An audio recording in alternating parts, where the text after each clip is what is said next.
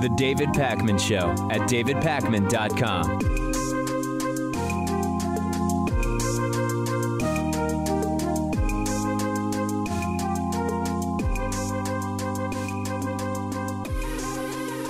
Sanctions on Iran were put back in place last night at midnight, maybe early this morning, depending on, I guess, how late you stay up.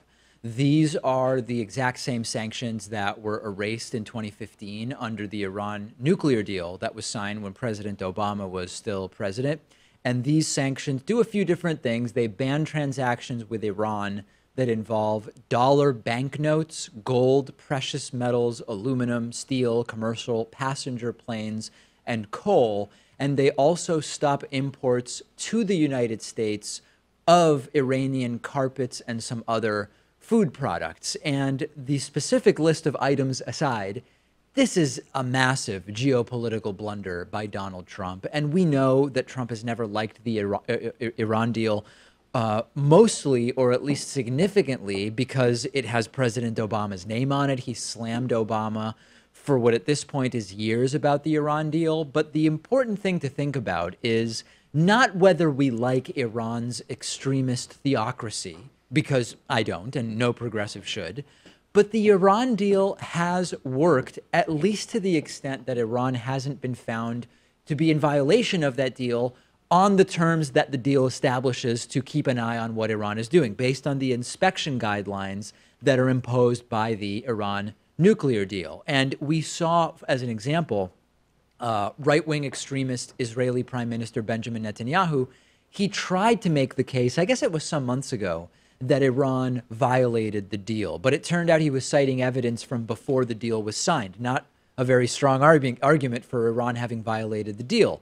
And regardless of this, Donald Trump announced in May that he would be pulling the United States out of the deal and reimposing those sanctions on Iran. And it is a total, unmitigated disaster for a few different reasons. Reason number one, if you want to go after Iran, whether it's militarily or with sanctions, there's nothing better than having a deal in place that they might violate. Because if Iran does violate the deal, your case for pursuing Iran is much stronger. Just getting out of the deal and then going after Iran is not very coherent as a strategy. Now, I'm not saying I favor staying in the deal merely so that Iran violates it and then we bomb Iran. That's not what I'm saying I'm for. But what I'm saying is that it's more valid as a pretext than I didn't like the Obama-Iran deal, so I canceled it and then sanctioned Iran and potentially, as some people believe Trump wants to do, go after Iran militarily. That's reason number one why getting out of this is a disaster, and putting these sanctions back on is as much of a disaster. Number two, it's terrible for the United States geopolitically to be seen as not sticking to agreements. When other countries see that even if you sign a deal with the United States and stick to it, right, you don't violate that deal, the next president on completely political grounds might bail on that deal. Why would anyone make deals with countries that do that? That's the second reason why this is a disaster. And then number three, Trump backing out of the Iran deal and imposing sanctions on Iran is bad because it might not only be a step towards war with Iran, it might actually precipitate it. And what I mean by that is, if you are Iran, we know that Iran is an unpredictable extremist theocracy that would love to have nuclear weapons.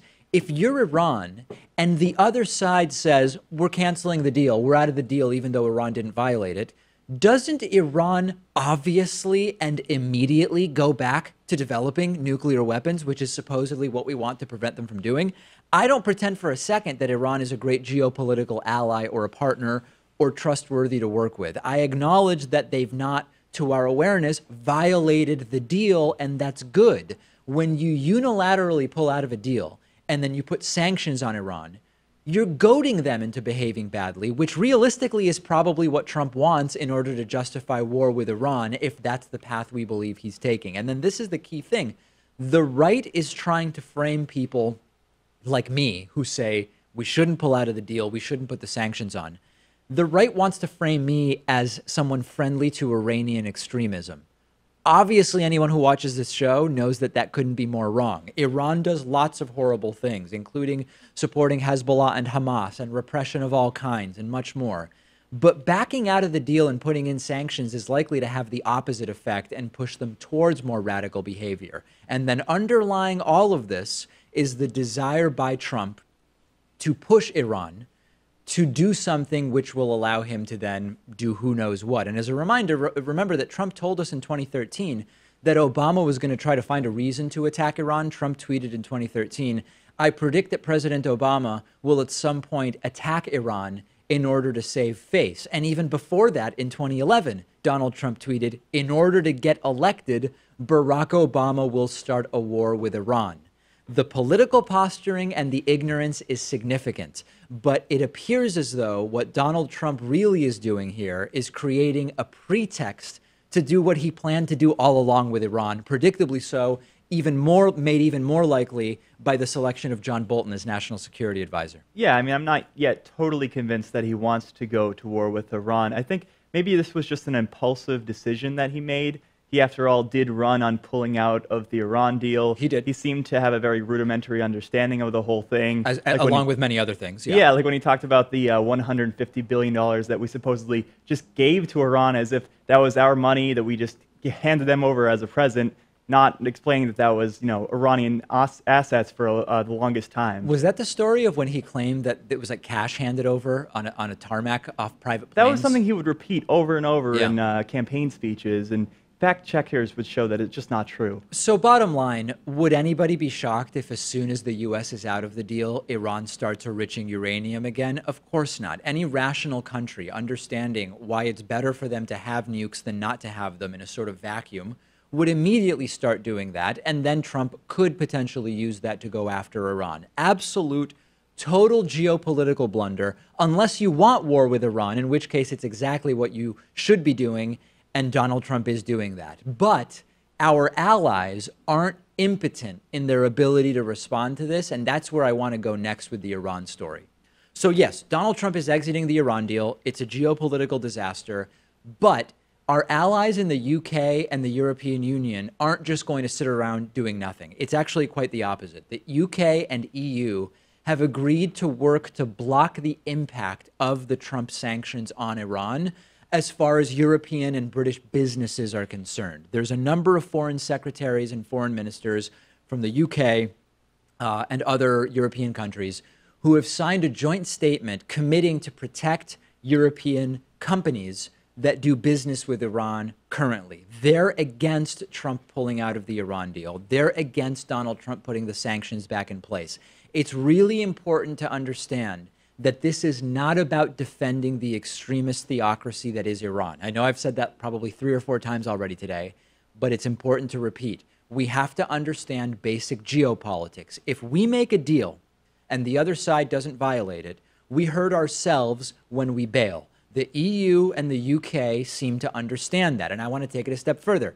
If you want the Iranian regime overthrown, but aren't into just starting wars willy-nilly, why would you take action to make the people of Iran suffer? The same people of Iran that are increasingly young and moderate and less religious and more progressive are going to be catalyzed into supporting belligerent action by the regime if you push them by increasing sanctions and worsening their conditions. If you are a Trumpist, and some of them watch the show, and you think that by leaving the Iran deal and making life worse for Iranians, you're going to overthrow a regime you don't like, you're very, very wrong. And in fact, if anything, you help the regime to catalyze control and become more popular because you are creating something to fight against. And in the 12 or so hours since news of this EU and UK blocking of the sanctions broke, the internet has just become overrun with comments saying that Europe is choosing Iran over the United States.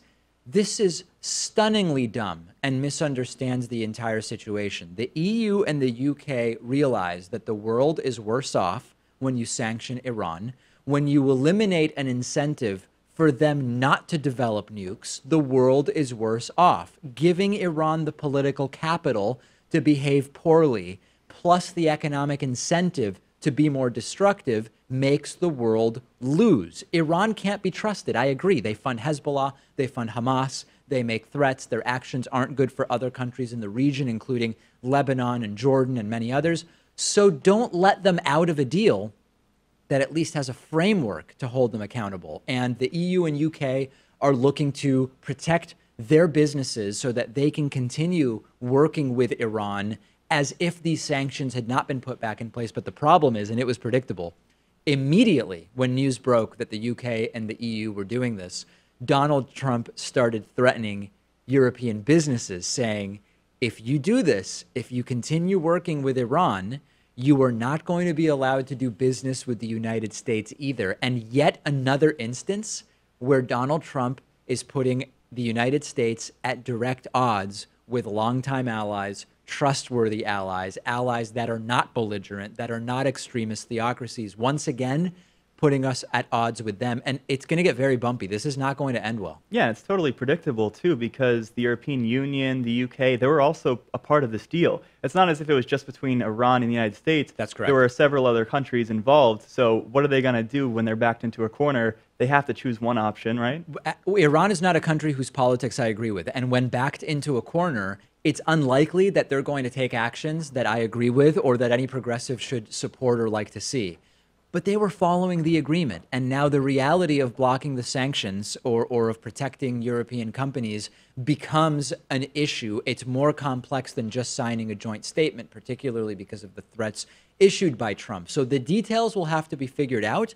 It's not the EU choosing Iran over the US. It's the EU and the UK recognizing that if you make a deal at this level of geopolitical importance and the other party doesn't violate it, you can't just pull out and punish them. It's bad for everybody. Trump doesn't seem to realize it, or he's willingly blind or ignorant, but our European and British allies seem to. I just don't know that they're going to be able to actually work it out now that Trump is saying, if you keep doing business with Iran, the U.S. is going to punish you as well.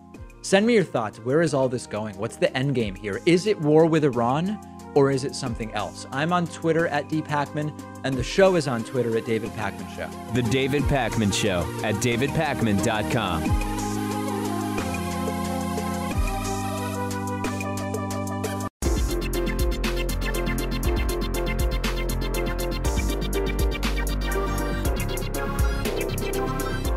The David Pakman Show at davidpakman.com. I want to say thanks today to our new David Pakman Show member of the day, Michael Ryan, who signed up at www.joinpakman.com. Membership is our #1 primary funding source for revenue. Members get the world-famous bonus show, as well as a commercial-free audio and video stream of the show every single day. Michael Ryan has signed up. I also want to thank Matthew Ditloff, who has been a member since 2013, going on 5.5, close to 6 years of membership.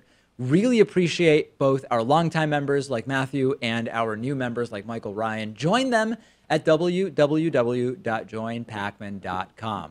Let's talk about Alex Jones. The Alex Jones free speech, hate speech, conspiracy theorist fiasco has just exploded because YouTube has banned Alex Jones altogether. They've ended his channel's existence on YouTube. If you go to the Alex Jones YouTube channel right now, you will merely see a message saying, quote, "This account has been terminated for violating YouTube's community guidelines." Spotify, as I told you, had pulled some podcast episodes. Facebook had removed some video content by Alex Jones. I told you yesterday that iTunes removed the audio podcasts altogether. And now the big boy, one of the massive moneymakers for Alex Jones, has ended his channel altogether on YouTube. And this story has just grown and grown over the last 24 hours. And I want to do the censorship piece justice. So I want to get into more detail about this today than I did yesterday. So first of all, so that we have all the information, why did YouTube ban Alex Jones' channel? YouTube's terms prohibit hate speech and harassment. YouTube says Alex Jones was publishing both of those things. Which clips exactly is not totally clear, but there's plenty of fodder there, right? Claiming the parents of Sandy Hook school shooting victims were crisis actors, promoting Pizzagate conspiracy theories, which led to the harassment of the staff and management and ownership at that Comet Ping Pong Pizza, whatever it's called, blaming the Parkland shooting on the wrong person. There's a very long list here. And that is why YouTube says it has banned the channel entirely. Jones' reaction is that he was the victim of a quote, globalist Death Star intent on banning conservatives from platforms like YouTube and social media. He says you can help him fight that censorship by buying more of those bogus supplements that he sells. So never waste a good opportunity to make some money. So now let's get into the analysis. Yesterday, I made clear that this isn't a free speech issue in the legal sense, since Spotify and iTunes and YouTube aren't the government, okay? I also made clear that these websites have community guidelines and they determine if you have violated them. So what happened here is totally legal. And in the same way that I've been demonetized or had videos limited over time by these platforms, so has Alex Jones. The other argument is, okay, fine, David, the companies have terms of service and they can make these decisions, but these companies are so big and they have so much control over eyeballs that they're unique in some way. It's not like your local paper saying they're no longer going to accept letters to the editor from Alex Jones. The idea is these companies are so big and control such market share that they are tastemakers. That's not even the right word. I really need a bigger word. And thus, they can't just say, we're going to block Alex Jones. If your argument is that they're too big to be bound by the, or to be have the same freedoms that normal smaller businesses should have, maybe the problem is that they got so big in the first place, except I don't hear conservatives trying to prevent companies like YouTube from getting as big as they have gotten. I mean, it's a fair argument to make, right? Because YouTube does seem like it's becoming a monopoly. There isn't a clear competitor to it. Facebook, you can say the same thing, maybe to a lesser degree.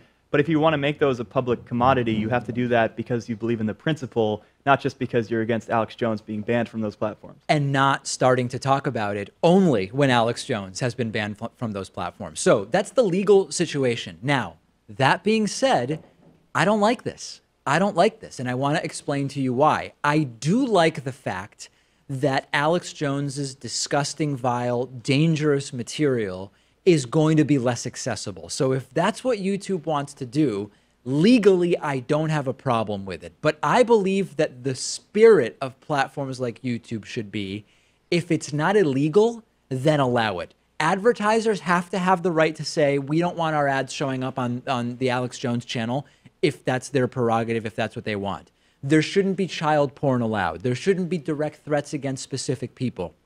That one's actually kind of borderline because the Pizzagate stuff from Alex Jones arguably did lead to threats against specific people. But the theme is, even if this is okay to do by YouTube, I don't think it's a good direction. The views of people like Alex Jones should be ostracized and discredited, ideally ignored. They should be so obviously ridiculous that they have no impact.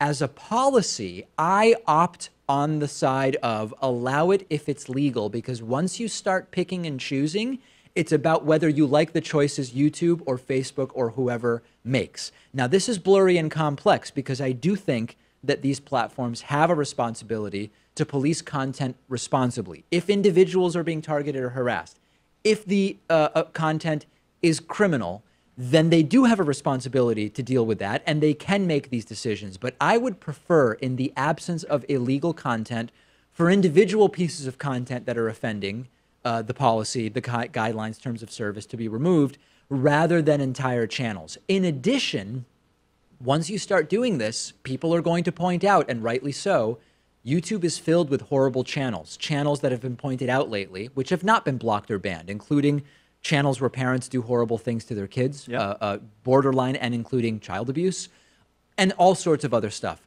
So part of this isn't just the content of the videos, but it's the relative impact and the PR around them. And that's where it starts to get dicey, because it became groupthink among these different platforms to all at the same time say, that's going to do it for Alex Jones. So legally, I don't see a problem, but I don't like this. And I recognize that just because it's happening to Alex Jones now and not me, it could happen to me, even if I've not put up illegal content merely because of the sort of shifting interpretation of what the community guidelines are. Yeah, I really hate that pile-on effect that we see from some of these platforms. Like, Yeah. because Spotify takes down some of his episodes, that means that Facebook and YouTube have to ban them, even though those platforms for the longest time expressed that they wanted to keep Alex Jones' channel up out of the principle of free speech. So that's a little bit disconcerting. And I know people are going to write into me, Pat, and say, David, are you defending Alex Jones or are you defending his content? No, I'm not doing either. I think that the content, as I said, is vile, depraved, and disgusting. And it's anything that leads to fewer people seeing it is a good thing in terms of the ends.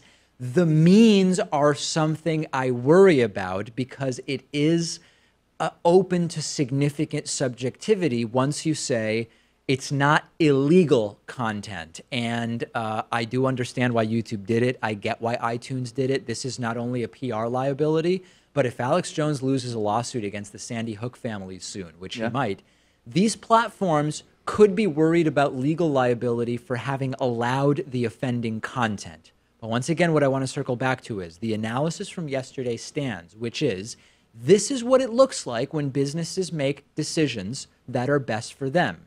Just because YouTube is huge doesn't mean they have to carry it unless, of course, it's determined that on the basis of the 1966 Supreme Court case, Evans v. Newton, it's a private company that is endowed with sort of pseudo-governmental powers or as an agency of the state because they are so big. That's not been determined here, legally speaking. But in the meantime, the problem is people will start to say, if this one, why not that one? People have been emailing me about Steven Crowder saying, David, in a lot of his videos, he's sort of bullying people and harassing people. Isn't this over the line? Isn't it hate?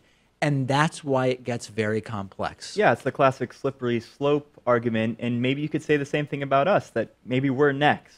And, you know, we don't defame people here on the David Pakman Show, and we don't issue any threats of violence. We tend to save that for the bonus show. Sure, but, of course. You know, it could raise some red flags.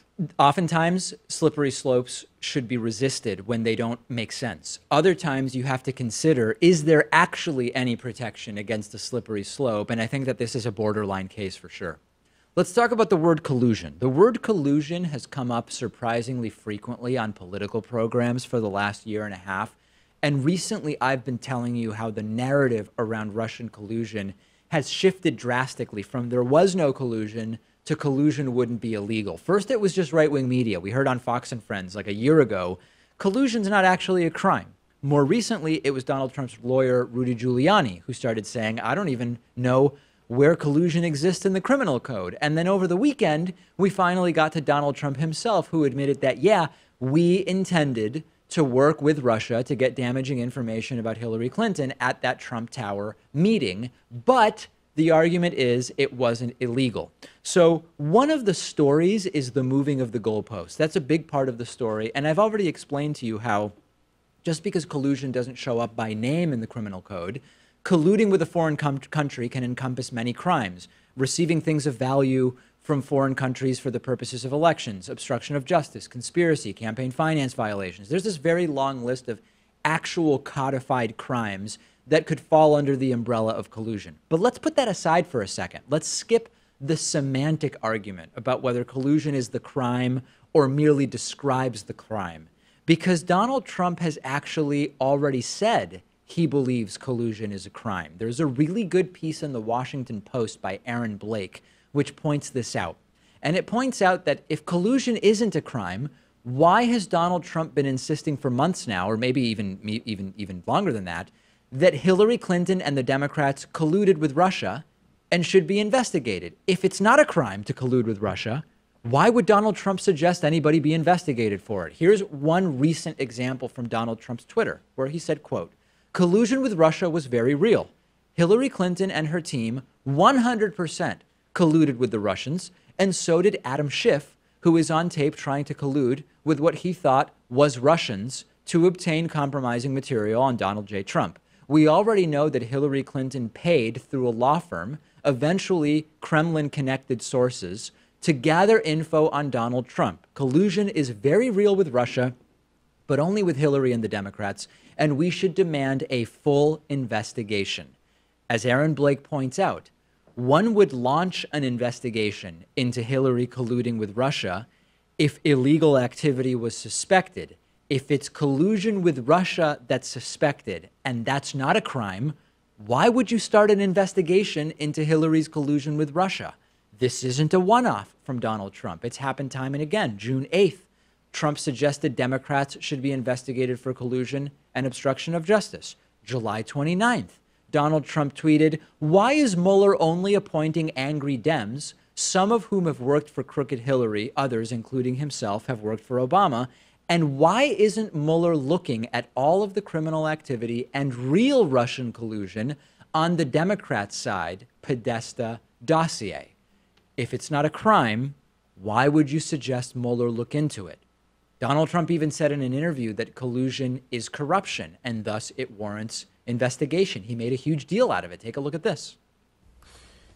This is very big, and frankly, it's unbelievable. What was just found out is that the Department of Justice, the State Department, and the FBI colluded, got together to make Hillary Clinton look less guilty and look a lot better than she looks.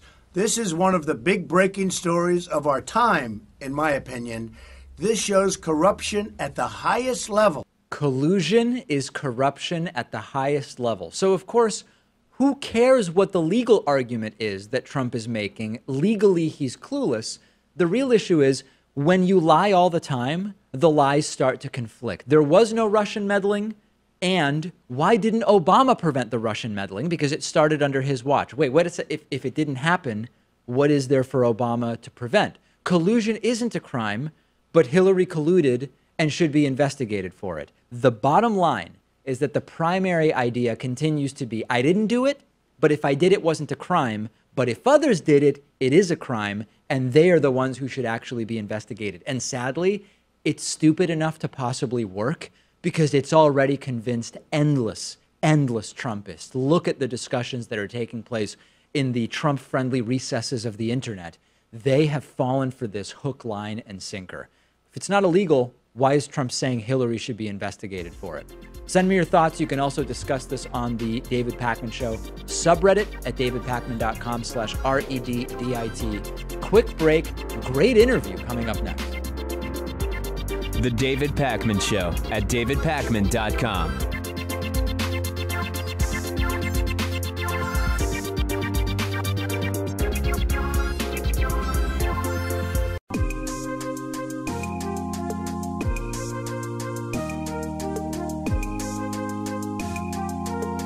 Welcome back to the David Pakman Show. It's great to be joined today by Liz Watson, who's the Democratic nominee running for the U.S. House of Representatives in Indiana's 9th Congressional District against the incumbent Republican Trey Hollingsworth. Very interesting race in an interesting part of the country. Liz, it's so great for you to join us today. It's great to be here. Thanks for having me. So for people in our audience who may be congregated in coastal cities, tell us a little bit about sort of what are the key issues in your particular district?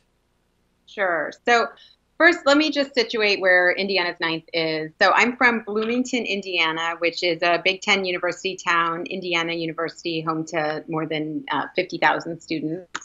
And the 9th district spans all the way from the Indianapolis suburbs down to the Kentucky border. So it's very long. It's about 2 hours, 45 minutes, driving the speed limit, top to bottom. And some of the really big issues in this district that we're facing are not being able to afford to fill prescriptions, a terrible opioid crisis that has really swept across our district and ravaged families and caused a lot of families to be torn apart. Children are being raised by grandparents because their parents can't raise them because they're in the grips of substance abuse. A lot of folks who can't afford the treatment they need to get better. Living wage jobs are a big issue in this district. We've had a lot of deindustrialization, factories that have shut down, making sure that the jobs that people have allow them to earn a living wage and raise their families with dignity is important to folks in this district. Protecting the institutions that built the middle class, like Medicare and Social Security, very important to people in this district. Making sure that our public schools are strong. These are the bread and butter issues that keep folks up at night. this is a state that has leaned very far into the voucher movement that Betsy DeVos has championed. And so our public schools are under attack as our taxpayer dollars are siphoned out to private schools through vouchers. So a few of those issues you mentioned sort of relate to healthcare. So maybe we could talk about that a little bit. You support HR 676, the expanded Improved Medicare for All Act of 2017. Even though I'm sure, as you know, and much of my audience knows, and I understand, the idea is that even though such a program would have costs, that overall it would decrease the total cost, not only to the individual, but also to the government, as a recent report showed. That being said, I'm guessing that particularly or inclusively of states like yours, talking about an additional tax is not necessarily the most popular thing. So can you talk a little bit about sort of how you communicate that even though, yes, there will be some cost for Medicare for All, the savings will exceed that cost? How do you talk about that with people who may have sort of an anti-tax perspective in general? Mm-hmm. Well, I will say, I think what's important to remember here is that we can walk and chew gum. We can shoot for this big vision, which is Medicare for All, which is really where we need to go. And we can also protect the Affordable Care Act, which Trey Hollingsworth my opponent voted to repeal at the same time. We can do both of those things. So things like being able to negotiate prescription drug prices under Medicare, just like the VA does, are very important to folks in this district. We still have 48,000 people who are uninsured in our district. Being able to insure those who don't have insurance is so important, and not going back to the bad old days when folks with pre-existing conditions couldn't get health care, which is what my opponent wants to do. So, the stories of folks in this district are really just heartbreaking. I, over the weekend, was in Jeffersonville and talked to a woman who I met about maybe 6 months ago in Harrison County, and she told me about how she was actually a lifelong Republican, but her sister got sick, and her sister had a lot of very serious conditions, and she went to the hospital and tried to get treatment, and they found out she didn't have insurance, and they sent her home the next day with a bottle of aspirin. And when Liz, I don't mean to interrupt, but only because we don't have an unlimited amount of time. I certainly understand everything you're saying, but my question was more about under Bernie's Medicare for All plan, which again you support. He's talking about 2-point-something% income tax on employees and nearly 7% on employers. I think that that's okay because there would be so much savings on the back end in terms of insurance premiums, co-pays, and co-insurance. But my question was more, how do you talk to red staters about that without the anti-tax reaction? Yeah, I talk about the fact that Medicare is one of the most popular programs we've ever had. We know that when people hit 65 years old, they see an improvement in their health outcomes, even though, in general, as you get older, health outcomes decline. And that's because all of a sudden people have access to health care. Imagine if we all had that throughout our life, all of the preventive maintenance that could be done. We know, actually, the Koch brothers just funded a study that was put out, which basically said, yes, there are savings associated with Medicare for All. They didn't intend that to be the outcome, but it was the outcome of the study because it's true. When you cut out all the haggling with health insurance companies, when you allow for the negotiation of drug prices, when you put all of this together, right, you actually have a savings in the aggregate, and that's what Medicare for All would do. So, when we talk about costs, it's really important to talk about the ways in which Medicare is actually going to bring down costs and allowing folks to use this very successful program, which it's not perfect and should be improved, but which has held costs down over time, will be a significant improvement and cost savings, which the Koch brothers study just confirmed. So the other thing to think about, my opponent voted for the tax law, right? The tax law that blew a $1.5 trillion hole in our deficit and is going to result in millions of people going without insurance over the next decade. And he did that actually to give a $4.5 million tax cut to himself and similar giant tax cuts to the 1% and giant corporations. So if you want to talk about fiscal irresponsibility, then the poster child of that is Trey Hollingsworth, my opponent. He's incredibly irresponsible in saying, he's a guy with a $58 million net worth. He voted to give himself a $4.5 million tax cut, which happened to be the exact same amount he and his dad spent to buy his seat in Congress. So, he now has broken even, and he's made it possible for his billionaire class friends to buy another yacht. I think actually a better way to spend taxpayer dollars is on the American public, is on bringing down healthcare costs, is on investing in our infrastructure, is on our public schools. I don't think that more tax cuts for the mega rich is the right approach. And in fact, I think that is just fiscal irresponsibility at its height. I'm really interested in the topic of gun rights and gun safety, particularly in the Midwest. Over the weekend, I was at Netroots Nation in New Orleans, Louisiana, and I spoke to J.D. Scholten, who's running as a Democrat in Iowa. I spoke to Congressman Tim Ryan, who is currently a congressman in Ohio. And we talked about the sort of need to, in some cases, tread kind of lightly in certain parts of the country, including the Midwest, when running as a Democrat on the issue of gun safety. I noticed that on your website, you do list gun safety / gun rights sort of far down. I think it was like somewhere between 12th and 15th on a list of about 15 different topics. Can you talk a little bit about how you sort of deal with that issue, given the part of the country you're running in? So my opponent is actually not from Indiana, so I don't think he's as familiar with our gun culture here in Indiana. I am. Okay. I am from Bloomington. It's where I grew up. We had 2 guns in my house growing up. And so I am a strong supporter of Second Amendment rights. And I believe you can support Second Amendment rights, and you can also keep our kids and communities safe. We can do both. We're smart enough to figure that out. So, hunting is very important around here. In a lot of our rural communities, the nearest police station isn't close. I talked to a friend of mine who told me about, sometimes when she's going out to her house late at night, she likes to have a gun with her because it's miles and miles from anybody else, and if she's the only person around.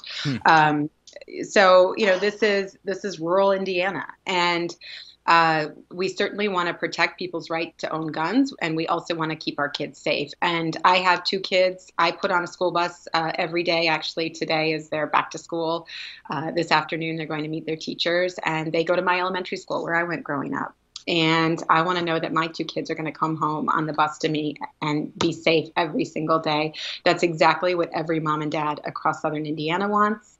And it's what every grandma and grandpa wants. And we're going to make that happen. So as far as specific policies that you would include in finding that balance, do you support 100% universal background checks for all gun sales, regardless of where those gun sales are taking place? Of course I do. And NRA members support background checks. This is a universally supported, almost universally supported proposal. It just makes sense to be able to do a background check on someone before they get a gun. And that's something that I strongly support, along with the vast majority of Americans, yeah. And then how about as far as restrictions on particular types of firearms that one maybe should not be able to buy? So, I can go through the full range of things that I support for you, things like raising the age to buy a weapon, waiting periods, in terms of looking at particular weapons that people might buy.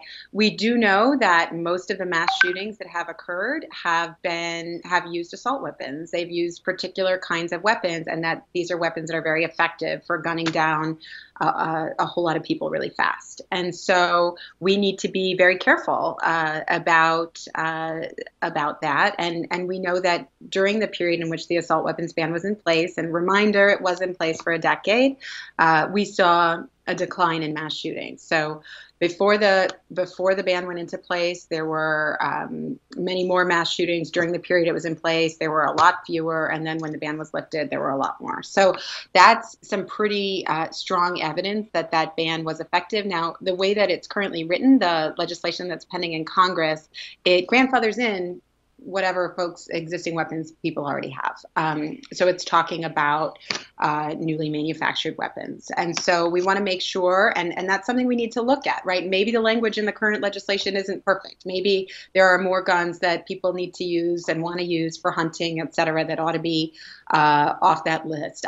That's something I have been in a lot of conversations with gun owners about. And the way that I go about having these conversations, a lot of my supporters are gun owners. A lot of my supporters are hunters. I say, what do you think? And that's the conversation to be having, right, is to listen to the experts. How do we keep our kids safe and protect our way of life at the same time? And Liz, just to make sure I understand, only because you said a lot of interesting things there, does that mean that from where we are right now going forward, you would be interested in expanding or shrinking the list of firearms that can be legally purchased?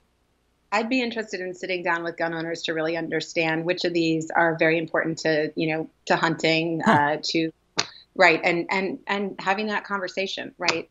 That would be, I think, useful and important. Okay, wow, that's interesting. So if the case was a compelling case that there were, for example, banned assault weapons that hunters say they want to use, that might be something you'd consider. So I support the assault weapons ban. It does list a whole lot of weapons. I think that, anybody who's diligent in signing on to legislation, I would want to go through and understand every single thing that's on that list and what its purpose is, what it's mainly used for, et cetera, and make sure that I'm making a very informed decision. That's a good approach. If only more people actually read what they were signing, I think that would be. It's refreshing to hear that that's something you would do.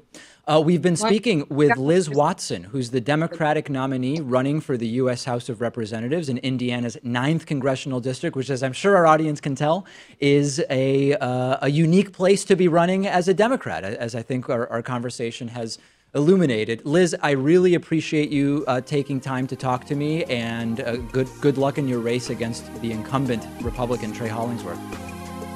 Well, thank you. I appreciate your time. The David Pakman Show at davidpakman.com.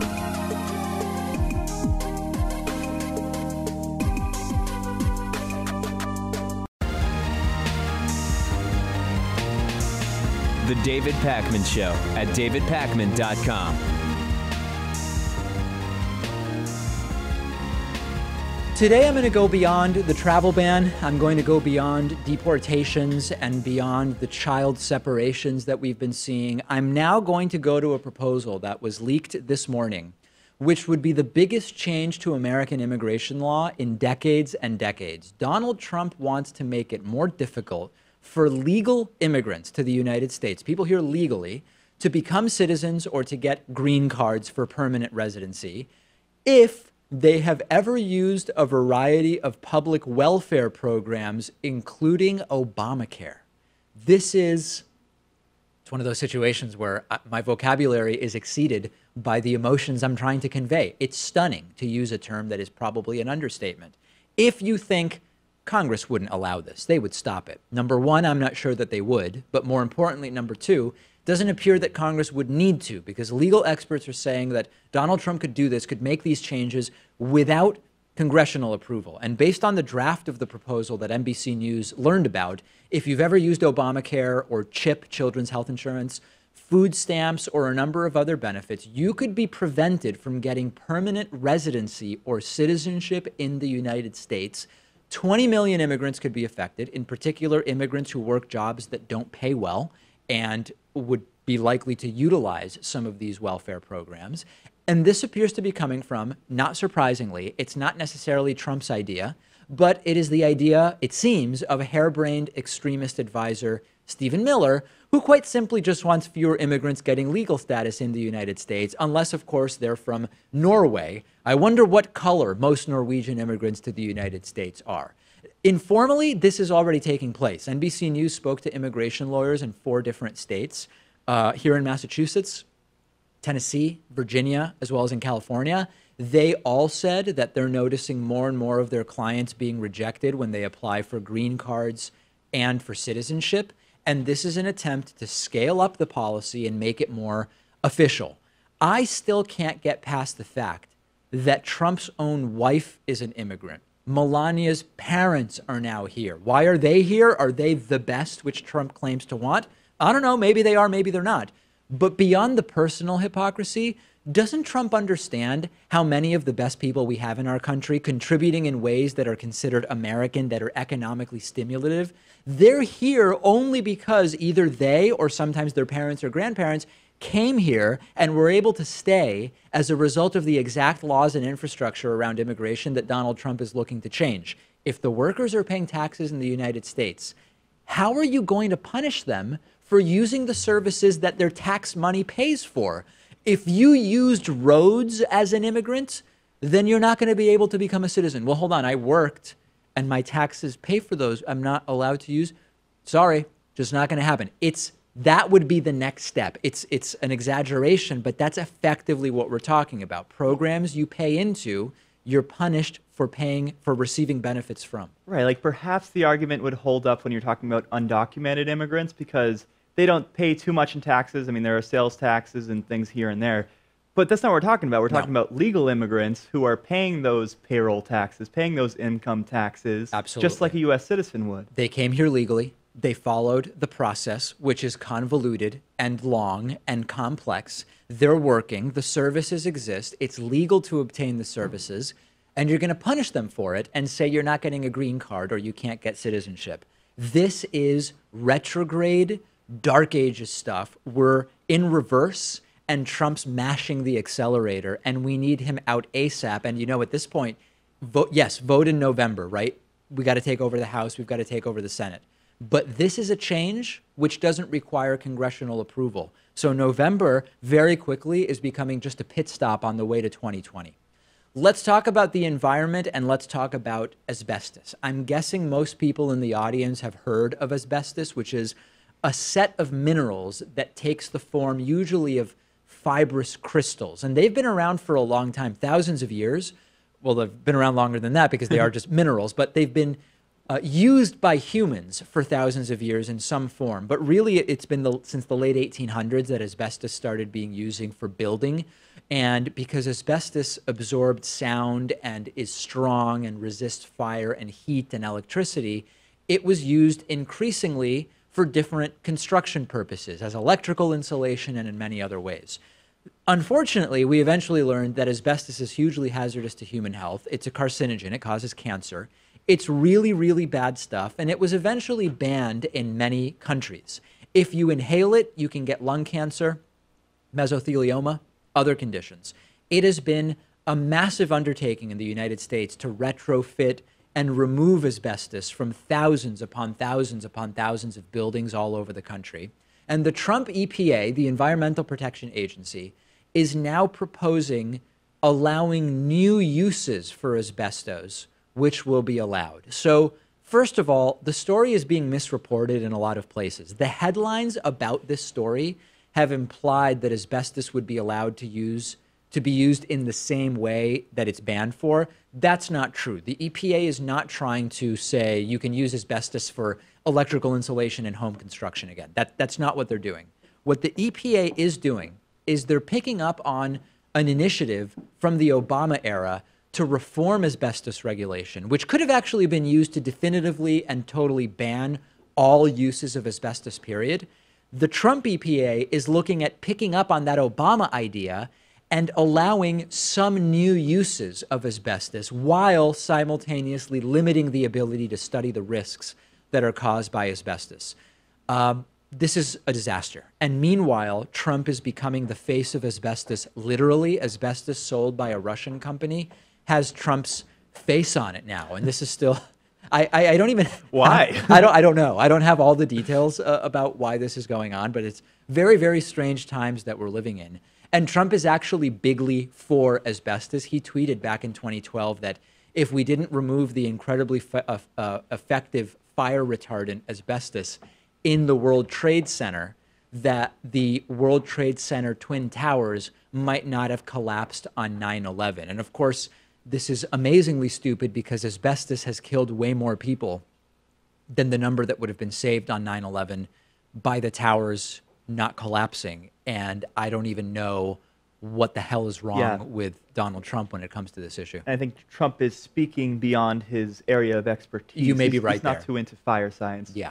This is where we are in 2018. We're debating whether new uses for asbestos should be allowed as per the Trump EPA completely redirecting a proposal from the Obama EPA, which could have once and for all said no asbestos, period, ever going forward.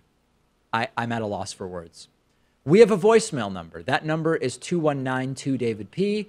Here's a really important voicemail I received that I want to address. Take a listen to this. Hey, David, I really love the show.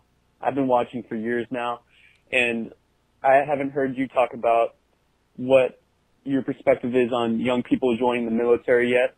And for me, as a 17-year-old, I'm being influenced by many different perspectives, and I'm planning on joining the Marines after my senior year in high school. Right. And I would like to have your voice on what the risks are for me, or your basic opinion on the whole matter. And thank you for listening. Okay. Bye. So listen. Number one, the risks to joining the Marines are being killed in armed conflict, right? That's sort of the obvious and number one risk when you're joining the military. Of course, most people who join the military aren't killed in armed conflict. That's the reality.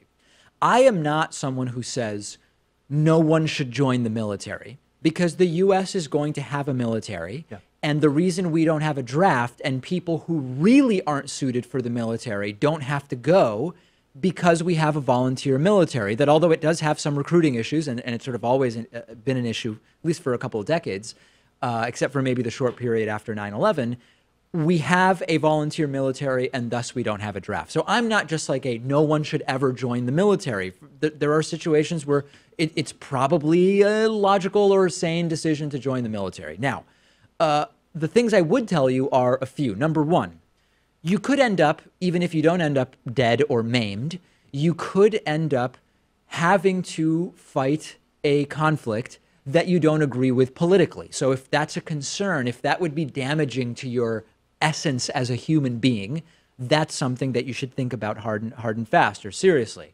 But there's sort of a bigger thing with joining the military. I know a lot of people who have been in the military who joined right after high school, during high school, years after high school. Not for everybody, but very often, they're joining the military to fill a need or scratch an itch that other endeavors could help them with. So, for example, if you want to join the military to see the world and you don't want to pay to travel around, consider joining the Peace Corps or doing Teach for America. There are other ways to see the world not on your own dime. And if that's what's attracting you to the military, then consider that. If you're looking to work for your country, if you want to do something for your country, there are all sorts of other ways that you can do that, from the local to the federal level, everything from foreign service, diplomacy. If you're saying, I'm not suited for that, law enforcement at the local or state level, other sorts of volunteer organizations. There's so many other ways that you can feel like you're doing something for your country. If you want to be around guns, well, I would explore why it is that you're so desperate to be around guns that you're willing to join the military to do it, given that there are so many other ways to be around guns.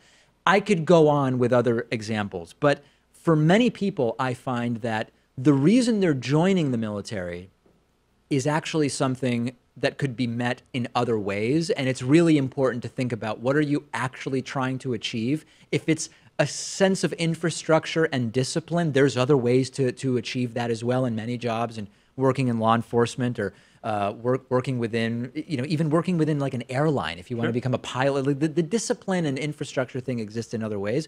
So I would just think hard and fast about what's actually attracting you to it and whether this is really the best path towards that attractor or if there are others. We've got a great bonus show today. I'm out of time, but trust me, it's a really good one. It includes George Costanza actor Jason Alexander becoming the new Colonel Sanders and much more. Become a member at www.joinpacman.com and you'll get instant access to the bonus show.